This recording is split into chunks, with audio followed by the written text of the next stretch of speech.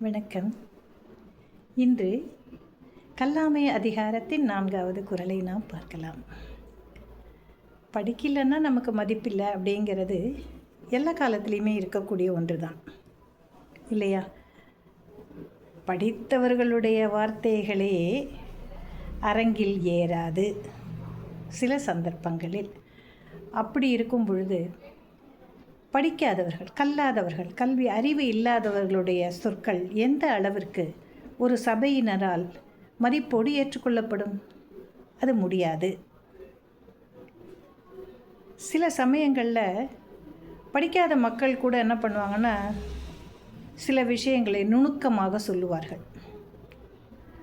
அது நமக்கே கூட புலப்படாமல் இருக்கலாம். ஆனால் அப்படிப்பட்ட சொற்களை கூட கற்றறிந்த ஆன்றோர் பெருமக்கள் ஏற்றுக்கொள்ள மாட்டார்கள். அவன் சரியாக சொல்லியிருந்தால் கூட அவர்களால் அதை ஏற்றுக்கொள்ள முடியாது.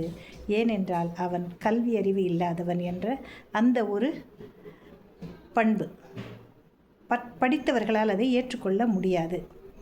இதனை வள்ளுவர் சொல்கிறார். நாம் பல இடங்களில் பார்க்கலாம் இல்லையா? சின்ன பிள்ளைங்க சில சமயம் நமக்கு டக்குன்னு ஒரு அழகான கருத்தை சொல்லுவாங்க. நாம் என்ன சொல்லுவோம்? இரு பார்க்குறேன் அப்படின்றத சொல்லுவோம்ல. அதுக்கு அந்த அளவுக்கு அறிவு இல்லைங்கிற மாதிரி அதை நம்ம பெரிசாக எடுத்துக்கொள்ள மாட்டோம். அதை தான் இங்கே வள்ளுவர் நமக்கு சொல்லுகிறார்.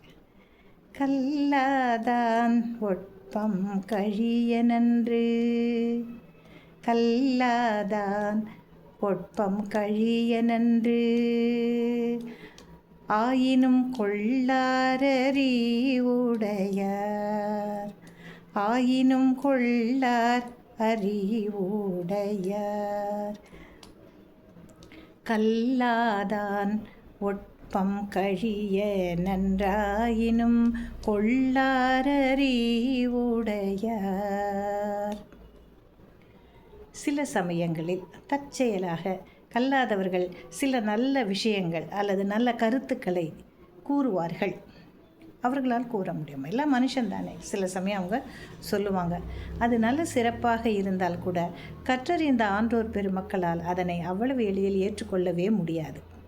அதுதான் அப்போ என்ன இதிலேருந்து நமக்கு புலப்படுதுன்னா, கற்றறிந்த ஆன்றோர் சபையில் நாம் அவர்களை விட குறைவாக பேச வேண்டும், அவர்களை விட பெருமையாக பேசக்கூடாது.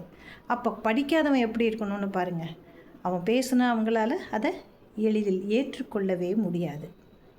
படிக்காதவன் தற்செயலாக நல்ல கருத்துக்களை கூறினால் கூட கற்றறிந்த பெருமக்களால் அதனை ஏற்றுக்கொள்ளவே முடியாது என்று வள்ளுவர் கூறுகிறார். இதுதான் இந்த குறளின் பொருள். நன்றி.